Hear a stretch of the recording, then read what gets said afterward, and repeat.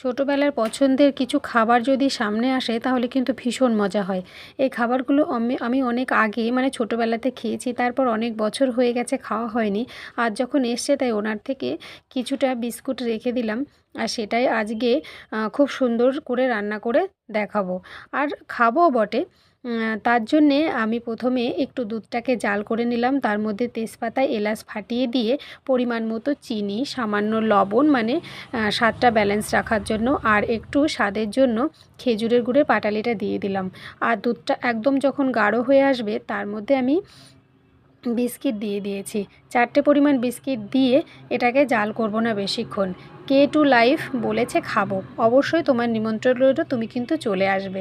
দেখো কিছুক্ষণ রেখে দেওয়ার পরে এটা একদম পুরো দুধটা টেনে গেছে আর এত নরম হয়ে গেছে, এটা খেতে কিন্তু ভীষণ ভালো লাগে। তোমাদের কার কার ভালো লেগেছে অবশ্যই কমেন্টে জানাবে।